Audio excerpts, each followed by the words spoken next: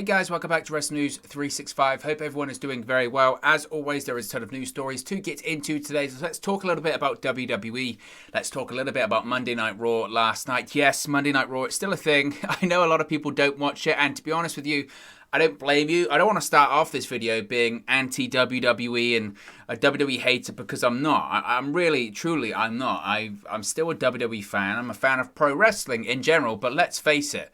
Every single week, that show, man, it's tough. Man, it's a tough watch. And sometimes as well that I think when I'm watching it that, sometimes I'll watch it and I'll be like, you know what, if this was a 2-hour show, it still wouldn't necessarily be great, but it would be, watchable. But sometimes those 3 hours, they just go on and on and on, and it's so tough to watch. Anyway, the big story coming out of last night was the reunion, finally, of RKBro. After being apart for like 8 weeks, 2 months, and playing up if they were actually going to be a team once again now that Randy Orton's back. Yes, RKBro, Randy Orton and Riddle are a tag team. The WWE Universe finally had their wish granted as RKBro finally was back together, and they will indeed challenge for the Raw Tag Team Championships at SummerSlam this weekend, which everyone expected, of course. Now, last night's edition of Monday Night Raw was the final episode before the biggest event of the summer this weekend, and it didn't disappoint when it came to a star-studded card.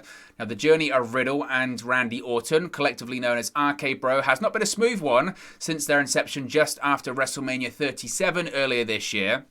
But eventually and reluctantly, Randy Orton was on board with RKBro before a 7-week absence from the company. Now, upon his return, it was clear that Randy Orton was not willing to renew his partnership with Riddle, or friendship, shall we say, on Monday Night Raw. Now, the Viper found himself in a tough spot after his match on Raw against Mask last night. The Raw Tag Team Champions were set to take out Randy Orton for good. However, Riddle ran to the ring to save his partner and thwarted the attack of the Raw Tag Team Champions Mask and AJ Styles. Orton said that the original Bro had earned his respect and announced that RK-Bro was officially back together as a unit. The moment would garner a gigantic pop. It did get a big reaction from the WWE Universe in attendance last night. And then Randy Orton even initiated a hug with Riddle.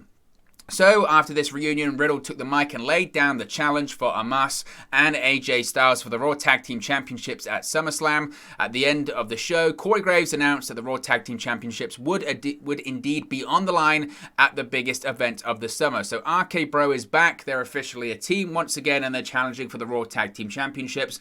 Again, I think everyone thought that was going to be the case. I don't think anyone didn't think that was going to be the case. If we've gone through all of this for them not to be a tag team, that was partially my concern. This is the thing sometimes with WWE writing and storytelling nowadays, is that when Randy Orton drops Riddle with the RKO last week, there was a genuine almost concern, shall we say, that, oh my gosh, they're actually going to just do a Riddle-Randy Orton match. That doesn't make any sense, considering how long you've built up this RK-Bro tag team. Surely they wouldn't just go in a completely different direction. Then you have to think to yourself, well, this is WWE. This is kind of what they do. They kind of just do go into different directions. Not for the case of trying to keep the people guessing, but sometimes they go in different directions because that's how Vince McMahon's mind thinks. So for weeks and weeks, he'll be going in one direction. Then he goes, you know what, don't like it. I'm going to go in a different direction. And to the detriment sometimes of the story and a lack of logic that surrounds it, that happens. So I was a bit concerned that after weeks and weeks and months of RK-Bro stuff, which has been very good and very enjoyable, I thought they're not going to split them up already. It's always been building to Randy Orton and Riddle winning the Raw Tag Team Championships at SummerSlam. That's always been the case. Now, I suppose they still might not win it on Saturday at SummerSlam. You could see a scenario where Randy Orton in the match gets frustrated, he turns on Riddle, drops with an RKO, and then they go off into a different direction. We get Riddle versus Randy Orton going forward for the remainder of the year. You could certainly see that, but I think there's more than enough legs still in RK-Bro as a tag team. I think merchandise-wise, they're doing very, very well. They're over with the crowd and they're popular, which you can't say about a lot of things on WWE television nowadays. They do get a reaction. I think this version of Riddle is far more palatable than the Riddle we were seeing earlier this year around WrestleMania time, when he was just a single star and he was the United States champion, but he was insufferable as a babyface. At least now he's a little bit more, I don't know what the word is. Relatable probably isn't the right word, but you do sympathize with him more. Maybe because you've got Randy Orton just constantly verbally beating him down every single week, that finally you're a bit like, well, I at least feel sorry for this guy, right? I at least feel a little bit sorry for this guy. So it's always been headed towards this. I think they win the Raw Tag Team Championships on Saturday. It'll be a big pop from the crowd in Vegas, and it'll be a big moment. So that was probably the best of what Raw had to offer last night. I know they had the Goldberg stuff, spearing Lashley. I just can't buy into it. I just can't buy into the Goldberg Bobby Lashley thing. I know why they're doing it. They're doing it to sell tickets. They're doing it to generate a bit of buzz on social media. They don't really care if it's negative or positive. Buzz is buzz. Trending is trending, irrespective of as to why. I just think there's been a lot of involvement from the Sun, from Gage Goldberg. So I would love to see a Bobby Lashley put the Hurt Lock on Gage, but isn't he like 15? That does constitute as child abuse. So I don't know if they'll necessarily go in that direction. But look, it's Goldberg ain't winning the WWE Championship, and if he does, I don't know. I mean, this will be his second match of the year. So either way, if he wins it, he's not coming back. He's not coming back for another match unless he agrees on an extension of Crown Jewel's coming up in October. We'll touch on this, and I love that sweet Saudi payday, and maybe he does go into Crown Jewel as the WWE Champion, then he drops the title. If that's the case, can you imagine? Can you imagine the reaction if that's the case? I'm a bit disappointed in myself. I've actually put that out into the universe. Oh my goodness. I apologize. I apologize, guys. Let's move on. Let's talk about something else. Let's talk about the Royal Rumble. The Royal Rumble, this is an interesting story that's coming out. The 2022 Royal Rumble, I know we're already just at SummerSlam, so the Rumble next year is kind of not even in people's sight at the moment, and I'm sure it isn't when it comes to WWE creative and storylines, but in terms of the planning and the booking of the live event itself, it is up for debate right now because the 2022 WWE Royal Rumble pay-per-view is reportedly being considered for St. Louis, Missouri. Yes, Randy Orton's hometown. St. Louis is said to be the front-runner for the 2022 Rumble pay-per-view. This is according to a report by Fightful Select, which of course is their Patreon service. Be sure to check that out. Sources in WWE were under the impression that St. Louis would be the location as of 1 month ago. Now, there was speculation on Seattle, Washington also being considered for the Rumble next year, but nothing has been confirmed as of recording right now. I tell you what, if they went in Seattle and Washington, they'll hit that market again because it's a big market. But if they did a big Rumble pay-per-view, there's no way you ain't getting Daniel Bryan chance there. So maybe that's a reason for them to skew. I don't think probably it plays that much into it. Nevertheless, that would certainly be interesting. But that's not the most interesting thing. You'll be saying to yourself, Owen, why is the second story in today's video just about the Rumble being in St. Louis? I understand that's a story, but still, there's bigger stories out there right now. While this is the interesting point about that, WWE, of course, usually holds the Royal Rumble event in January. It's a January classic towards the end of the month. Usually it's like January 30, 31st, or in the late 20s. It's towards the end of January. But this new report by Fightful does note that there has been significant discussion on the 2022 Royal Rumble possibly being held in February for the first time. Now, there's no word on when WWE is going to announce the date and location for the 2022 Royal Rumble pay-per-view, but of course, when they do, we'll talk about it here on the channel. A Royal Rumble in February. Obviously, I'm a traditionalist. Obviously, I enjoy the Royal Rumble being in January, especially when that December month in WWE television is usually just so barren and so bad. Like, the worst of WWE storytelling is usually in December, and it's a tough watch. Once you get past Survivor Series, once you get past that pay-per-view, then it's just a dead spot for creativity in WWE. You get the worst stuff. You just get filler. You get filler until you get closer to the Rumble, then things start to pick up. Then you get, obviously, on the road to WrestleMania. So if they extended that to February, I don't know when in February. If they're saying, like, February 1st or 2nd, what's the big deal? Royal Rumble's sometimes been on January 31st or something like that, and there's no real difference between 31st of Jan and 2nd of Feb. So if that's the case, it's not a big story. If it's later on in February, that's different. That certainly is different. Maybe it's the case of sometimes, and I know that traditionally it's always been a good thing if someone wins the Rumble in January and there's a big build to their WrestleMania match. Given the way that WWE works nowadays and they're so short-term in their planning, maybe it's a case of a bit like with Edge earlier this year. Edge winning the Rumble. I think the plan was for him to obviously to face Roman Reigns in a singles match at WrestleMania. I don't think the case was for him to win, but the case was going to be Edge versus Reigns. And by the time they got to Mania, that had all changed completely. And it was Edge, Daniel Bryan, and Reigns. And maybe it's the case of plans continue to change so rapidly because they're not set in stone that even by the end of January, they're still not sure what they're going to do for WrestleMania. And if that's the case, then you know what? They're a bit like, look, let's just do it a bit closer to Mania. Maybe we should condense that storytelling and increase the hype. I don't know. Again, it depends when in February. I'm not against it if it's February 1st, February 2nd. If it's end of Feb, going into March, the build to WrestleMania this year felt like it was like 2 weeks anyway, because they just hadn't decided anything that they were going to do for WrestleMania. So I wouldn't be stunned. I wouldn't be surprised. You can't put anything past WWE nowadays.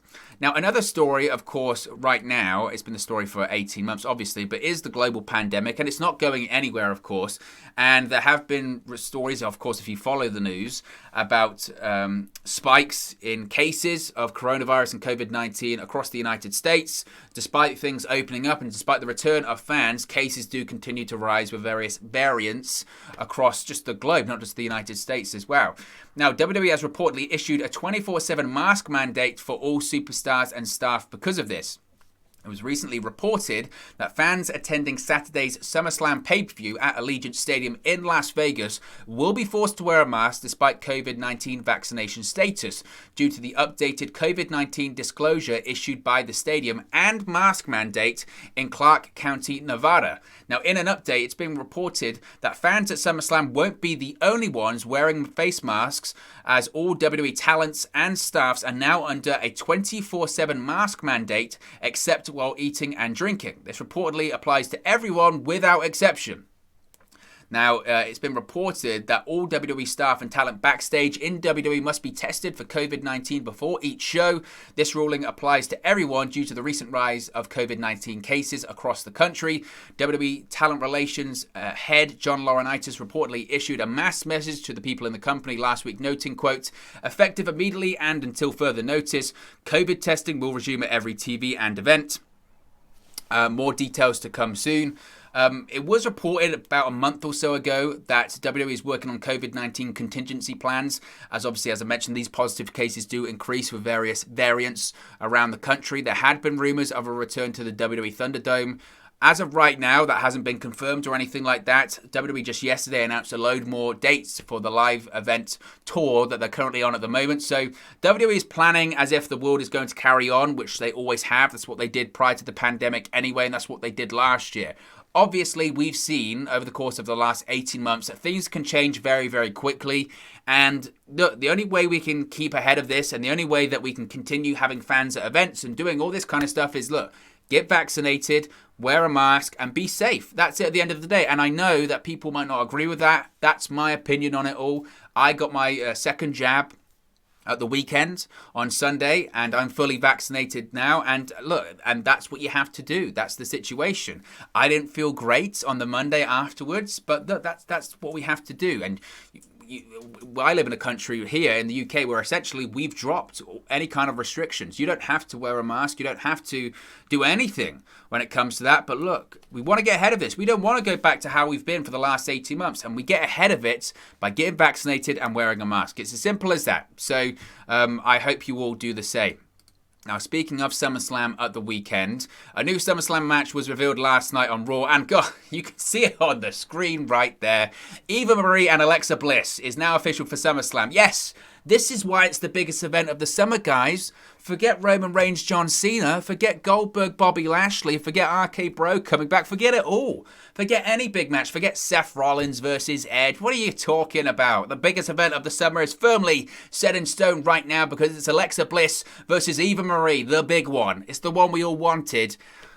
Do me a favor. Do me a favor. Now, Marie and Doudrop, of course, are feuded with Bliss and Lily, like Lily's a real thing, for the last few weeks now. After Bliss defeated Doudrop last week, last night's edition of Monday Night Raw featured a segment where Doudrop apologized to Eva and blamed the loss on Lily. Yes, the stuffed doll Lily. Eva sent Doudrop to snatch Lily from Bliss in another backstage segment. Doudrop went to Alexa's playground and snatched Lily from Bliss's hands, but Bliss said she shouldn't do that. Doudrop then looked down at Lily and handed her right back to Bliss. Bliss laughed as Doudrop walked off to end the segment. This is so dumb and I hate it. I was genuinely, I'm not even joking here, legitimately, I was under the impression, truly, was under the impression that with the return of live crowds and fans returning, it felt like they were scaling back the Alexa Bliss character. They were scaling back the gimmick because it was just, it's not fan friendly. That's the issue. It's not fan friendly. And Alexa's meant to be the babyface here because even Marie ain't a babyface. So Alexa Bliss is meant to be the babyface. The person, the crazy woman with a stuffed doll that winks at people, that gets booed every time it happens, she's meant to be the babyface here. And I thought they were scaling back on all of the nonsense because it wasn't crowd friendly. It's not fan friendly. Fans don't like it. Now, obviously, you've got the Alexa Bliss stands. They like it, and they like Alexa Bliss. That's fine. And I'm sure Alexa Bliss merch sells very well. There's no doubt about that. I bet the Lily stuffed doll probably sells quite well too. Maybe that's why they carry on doing it. But you can't watch this and not have your intelligence insulted. And I know it's entertainment. And I know people will say, well, you like The Undertaker and you like this and you watch AEW and you have this as well. Come on. Everything's not a competition, but this is dumb. This is the kind of stuff that if you're watching it on TV and someone comes in the room that isn't a pro wrestling fan and they watch this, they go, seriously? You know, and I know people will say, well, yeah, but you might watch movies and it's the same. I know you can try and justify anything. And there are people that are going to say it's good, but come on. Seriously, come on. Now, I'm not going to be one of those people that says they released Bray Wyatt and they kept Eva Marie. It's a valid, I guess, point, but I don't think that plays into it. Eva Marie's been under contract to WWE since September last year. But what you do have an issue is when certain people can't get onto the SummerSlam card and Eva Marie has a featured match against Alexa Bliss, and at the same time you've got Toni Storm just in the wilderness on SmackDown, not doing anything. That's when you have to have an issue. Or when you've got, you know, whoever, Asuka, or all of these female talents that aren't being used right now, and yet you've got Alexa Bliss versus Eva Marie. And the match is going to be gaga, and it's going to be... Again, the crowd probably, this is what frustrates me a bit. Part of the crowd will boo because they should. And if the crowd turns on it, the crowd will get heat for it, which is crazy. You'll get these people on social media. If the crowd just completely shits all over this match, they boo both of them out the stadium because it sucks and they don't want to see any of the Lily stuff, or they start chanting, we want Wyatt because it was Bray Wyatt's gimmick. No disrespect to Alexa Bliss. She's just being given what she's being given. She's trying to do the best of it. It's not her fault. I don't blame Alexa Bliss at all. This isn't me burying Alexa Bliss or anything like that. But when the crowd starts booing and the crowd starts chanting, we want Wyatt, there will be people on social media. There will be people in the company. Ronda Rousey might tweet again, where she says, look, the crowd is so disrespectful. The crowd is so disrespectful. How dare they boo these competitors or start saying, we want beach balls or we want Wyatt, blah, blah, blah, blah, blah. The stuff we are watching sucks. Give them something that's worth watching and they won't chant bullshit. That's what happens. It's not that hard to wrap your head around. Nevertheless, the crowd will get booed and they're the bad guys here. Not the creative, not the people that are pushing them out the curtain going, make of it what you can. It's just, it sucks. It absolutely sucks. And I just, you know what's going to happen. You know what's going to happen at the weekend, but we're going to go through with it. The Smackdown ratings, this was a bit of a story over the weekend, wasn't it? Because Friday's live edition of Smackdown drew an average of 2.084 million viewers on Fox, according to Nielsen via Showbuzz Daily. Showbuzz Daily's back, by the way, guys. Great to see them back. We get our ratings from Showbuzz Daily once again. Now, why is that a big story? They've been doing roughly 2 million for ages on Fox. If anything, just over 2 million. They'll be quite happy with because they've been under a couple of times in recent months. But the reason this was a big story is because the final number itself was actually down 16.60% from the overnight ratings that was released on Saturday morning. Saturday morning, it was a massive story that the SmackDown viewership was nearly 2.5 million viewers, and everyone went crazy. 2.5 million viewers? Whoa! That's the most since, I think, prior to the pandemic. That's the most since early 2020. Everyone was saying, well, that ain't bad. See? What they're doing on SmackDown's working. 2.5 million viewers, not bad. Not bad at all. Now, at the time, give the devil his due, gave Dave Meltzer his due. He came out straight away and went, look, wait, because that probably isn't accurate. And the reason it's not accurate is because I think there was a load of NFL preseason games that was going on, and some affiliates were carrying the preseason games and actually showing the preseason games or something like that. Essentially, the NFL preseason had skewed the data, if you will. Now, he put that out there and said, actually, in reality, it's closer to what they've been doing the last few weeks. It'll be roughly around 2 million, just over, maybe just below. It's not 2.5. Now, he said that, and This is what is wrong with social media, because the amount of people that lost their ever-loving mind at Dave Meltzer when he said that. How dare you, Dave? All you do is put down WWE. You're just an AEW mark. You just hate WWE. Can't have WWE have any success. How dare you? You're terrible for the wrestling business. You're the devil.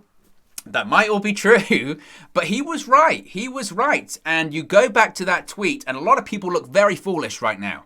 Now, no one with any sense actually responded like that, because in reality, most people thought, we'll wait and see. It's like 2 days. Let's wait 2 days. And then if he's wrong, then you can say the stuff you want to say. But they didn't. Obviously, everyone was very reactionary, and it wasn't the case. Now, the number itself is actually down from last week as well. So going from a 2.5 million viewers, which everyone was saying was great, was actually down. It was actually down nearly 4% from last week's final viewership of 2.169 million viewers. Despite this, though, SmackDown drew a 0.58 rating in the key 18 to 49 demographic. That is down from last week as well. SmackDown, though, was ranked number 1 in the ratings for the key 18 to 49 demographic on network TV. It also ranked number 1 in the 18 to 34 demo this week, and number 1 in the 25 to 54 demo. So it's not going to be bad overall. They came top in 3 demos, going up against some competition when it comes to the NFL preseason stuff. So that's what that is. Obviously, Rampage, the premiere of Rampage, did 740,000 viewers on cable at 10 p.m. Of course, that's after SmackDown. We don't know if that's going to be a lead-in or not. I tend not to buy into that. When you have to change the channel, it's not much of a lead-in. But look, that's what it is. That's what it is. And I think a lot of people that were giving Dave Meltzer a lot of smack on social media probably need to apologize. Not that they will, because of course that's not how social media works. But certainly that's very interesting. Speaking of interesting, of course, CM Punk this week will mark the return of CM Punk to professional wrestling, reportedly. He is going to be there. AEW Rampage on Friday night. The first dance at the United Center in Chicago. A lot of people, though, are wondering, with CM Punk's impending debut of AEW, what are WWE going to do? Are they going to do anything reactionary? Are they going to try and blow AEW out of the water? What is their plans? Now, if you've seen on their YouTube channel recently, WWE is posting a ton of CM Punk matches. I wonder why. It's almost as if come Friday, or come this week in general, a lot of people are going to be searching for CM Punk. And if they do that, they'll see a lot of these WWE matches, and they'll watch them, and WWE will make the money off the ad revenue. Or just in general, it will bury CM Punk's debut down the list as these other CM Punk matches are lifted. Not bad by the digital team. It's smart, actually. I don't have a problem with it. It's good money. I think it's smart business. But it was reported yesterday by WrestleVotes that word within WWE is that we should not expect a reactionary move from WWE if Punk shows up on Rampage on Friday, just 24 hours before SummerSlam, of course. Now, I agree with that. I don't see the reason. Why be reactionary? There's nothing they can do about it. That they could try and maybe put something on social media at that time, but people would see right through it, and it wouldn't do well because it's social media and television. Unless WWE made a massive blockbuster announcement, I mean, we're talking minutes before CM Punk came out, The Undertaker is going to be at SummerSlam on Saturday, then you'd be like, oh, that's very much a look here, don't look over there kind of situation. I don't know if they'll do that, though. There's not a lot they can do. They've got SmackDown 2 hours. Rampage doesn't run over with that. And the next day, it's SummerSlam. So people will be talking about Punk for 24 hours, but let's face it, they're not going to be talking about SummerSlam. So I don't think there's a lot they can do, and I don't think they really care to do that much anyway. There's not a lot they can do. So I wouldn't expect anything reactionary or anything like that. Crown Jewel, I touched on it earlier. We now have some more confirmation on the next Saudi Arabia pay-per-view by WWE. WWE's next event in the Kingdom of Saudi Arabia will reportedly be the Crown Jewel 2021 event. WWE Crown Jewel 2021 is reportedly scheduled for Riyadh, Saudi Arabia on Thursday, October 21st, according to PW Insider. The decision on the official date was made in the last week. There was also talk of running the first Thursday in November. But this date was originally reported by the Matman podcast by Andrew Zarian. Once again, big tick. He has been just absolutely nailing stuff recently. So that's the case. It's going to be on a Thursday. So that's always interesting when they do a midweek. And obviously the time difference for someone like myself over here in the UK, it's great because I can actually, watch a WWE pay-per-view event and not have to be hopped up on a million different forms of caffeine to try and keep myself awake through it. So we're doing a watch log and all that kind of stuff when it comes to Crown Jewel. The Saudi events have been awful. Let's face it. I can't think of a sort of lineage of pay-per-view events that have been as bad. as all of these Saudi events, but WWE's got to make that Saudi money, right? And speaking of announcements, WWE has announced officially that the 2021 Survivor Series pay-per-view on Sunday, November 21st will take place in the Barclays Center in Brooklyn, New York. WWE will, of course, run the same venue next night for the post-Survivor Series edition of Monday Night Raw. This had been originally announced once again by Andrew Zarian of the Mat Men podcast, so another big tick for him. There have been big rumors about possibly The Rock being involved with this event. I don't know about wrestling, but shooting an angle possibly with Roman Reigns setting up a match at WrestleMania. Whether or not that happens will remain to be seen. When it comes to The Rock and wrestling and matches and all that kind of stuff, I'm always of the mindset we'll have to wait and see, because I have read that report a million times about The Rock's going to wrestle. WWE has plans for The Rock to wrestle, and he never does because the scheduling is always the issue. So time will tell when it comes to that, but it's certainly interesting, and it'll be a great crowd, and hopefully the event will rank up as well. But look, guys, as always, it's just one man's opinion. What are your thoughts on all these WWE news stories we've spoken about today? Let me know your thoughts in the comment section below. I'll do my best to respond and reply to all of your comments. Really enjoy interacting with you guys, talking about WWE, AEW, Impact Wrestling, New Japan Pro Wrestling, all things pro wrestling here on the channel. So be sure to get involved, community, drop a comment below. All opinions are welcome. If you have enjoyed this video, please do smash a like on the like button too. Really does help us out here on YouTube. Got the rankings and get into people's recommendation feeds if they haven't seen our videos previously. But most importantly, if you haven't already, please do subscribe to WrestleNews 365. You can do that by clicking the bottom right-hand corner of the screen right now, or if you wait a few seconds, there'll be a subscribe button at the end of this video, along with another video for you to watch. Thank you very much for watching, listening, streaming, or have you come across this video today, and I'll speak to you again very, very soon. Hey guys, thank you for watching, listening, streaming, or however you come across this video today. Be sure to click on the video on the right there to watch our next video, or click the bottom there to subscribe, or the bottom right hand corner. Thank you very much, and I'll speak to you again very soon.